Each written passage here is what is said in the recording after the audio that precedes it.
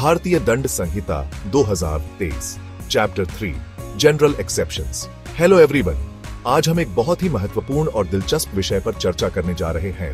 Welcome to my YouTube channel number 1 information image. यहाँ हम आपको भारतीय कानून के विभिन्न पहलुओं के बारे में जानकारी देते हैं। आज हम बात करेंगे भारतीय दंड संहिता 2023 के चैप्टर 3 जनरल एक्सेप्शंस एसिक 14 to 44 के बारे में। इस अध्याय में उन सामान्य अपवादों का वर्णन किया गया है जो किसी अपराध को न्याय संगत ठहराते हैं। ये चैप्टर बहुत ही इंपॉर्टेंट है क्योंकि इसमें ऐसे अपवाद बताए गए हैं जो किसी क्रिमिनल एक्ट को जस्टिफाई करते हैं। उदाहरण के लिए, अगर कोई व्यक्ति आत्मरक्षा में किसी पर हमला करता है तो यह एक सामान्य अपवाद हो सकता है। इसी तरह मानसिक असंतुलन या नाबालिग होने के कारण भी कुछ अपराधों को माफ किया जा सकता है। इस अध्याय में इन सभी अपवादों का विस्तार से वर्णन किया गया है जो न्यायिक प्रक्रिया में बहुत महत्वपूर्ण भूमिका निभाते हैं। तो चलिए इस महत्वपूर्ण विषय को और गहराई से समझते हैं। सेक्शन 14 कानून के हिसाब से जरूरी। सेक्शन 15 जज साहब का काम। सेक्शन 16 कोर्ट के ऑर्डर से। सेक्शन 17 कानूनन सही काम। सेक्शन 18 कानूनी काम में दुर्घटना। सेक्शन 19 बड़ा नुकसान रोकने के लिए। सेक्शन 20 छोटे बच्चे कोई गुनाह नहीं। भारतीय कानून के अनुसार 7 साल से कम उम्र के बच्चे जो भी करते हैं उसे अपराध नहीं माना जाता है। इस उम्र के बच्चों को उनके कार्यों के लिए कानूनी रूप से जिम्मेदार नहीं ठहराया जा सकता। यह प्रावधान बच्चों की मासूमियत और उनकी समझ की कमी को ध्यान में रखते हुए बनाया गया है।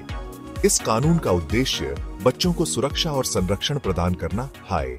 सेक्शन 21 बच्चों की समझ। 7 से 12 साल के बच्चे अगर कुछ गलत करते हैं।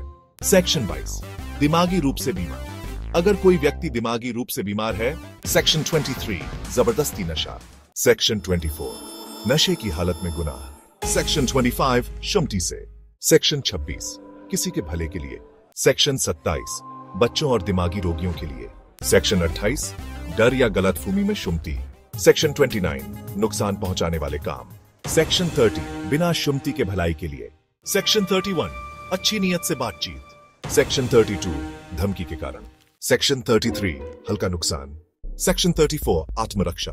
सेक्शन 35 शरीर और संपत्ति की रक्षा। सेक्शन 36 दिमागी रूप से बीमार से बचाव।